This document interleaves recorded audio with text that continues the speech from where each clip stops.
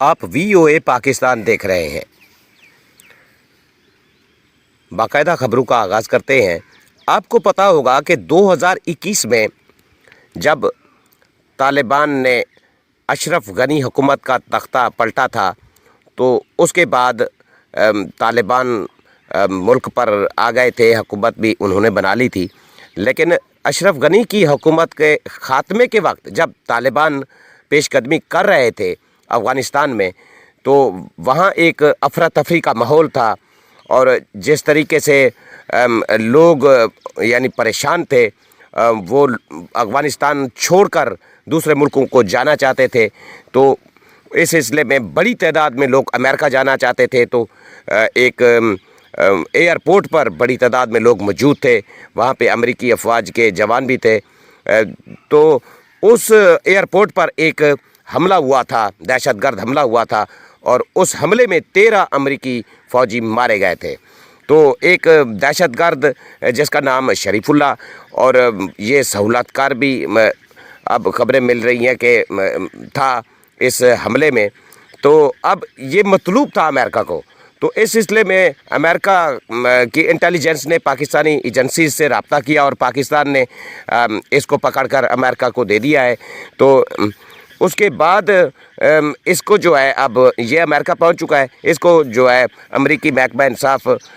کے سامنے یعنی لایا گیا، تو اب اس نے اعتراف بھی کر لیا ہے، جو امریکہ سے خبر مل رہی ہے۔ تو اس حوالے سے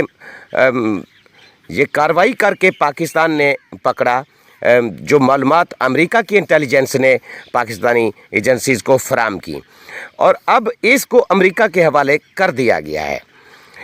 شریف اللہ امریکہ پہنچ گیا، امریکہ کے طریقے کے طور پر اس پر کارروائی کی جائے گی۔ واضح رہے کہ ٹرمپ نے اپنی انتخابی مہم میں عوام سے وعدہ کیا تھا کہ جو امریکی فوجی افغانستان میں مارے گئے ان کے اہل خانہ کو انصاف دلائے گا، تو اس نے جو ہے اب لگتا ہے کہ ان سے وعدہ پورا کر دیا ہے۔ CIA کے ڈائریکٹر ریڈ کلف نے ایک انٹرویو میں اس بات کی تصدیق کی ہے کہ شریف اللہ امریکہ پہنچ گیا ہے۔ تو آگے جو بھی صورتحال ہوتی ہے، میڈیا بھی بڑی اس پہ بحث کر رہا ہے۔ تو دوسری خبر آپ کو بتاتا چلوں کہ جو اہم خبر ہے کہ جنوبی کوریا کے اہم ترین خبر ہے، جنوبی کوریا اور امریکی افواج کے درمیان فوجیں جو ہے مشقیں کر رہی تھیں، تو معمول کی مشقیں تھیں شاید ان کی، اس میں جنوبی کوریا کے KF-16 جہاز نے 8 بمب نارتھ کوریا میں مار دیے، 8 بمب نارتھ کوریا میں مار دیے۔ تو یوں کہوں کہ نارتھ کوریا اور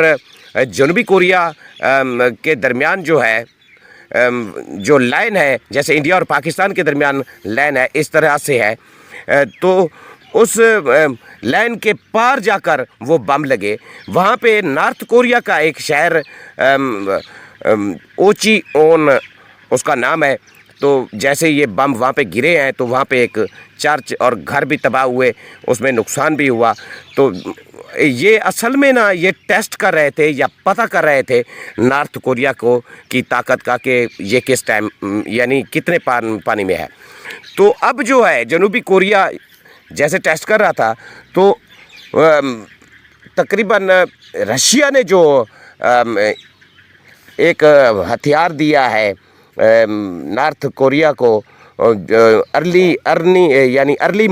وارننگ کا سسٹم دیا ہے، اس کے ذریعے اس کو بھی یہ ٹیسٹ کر رہے تھے، پتہ کر رہے تھے۔ تو آپ کو یاد ہوگا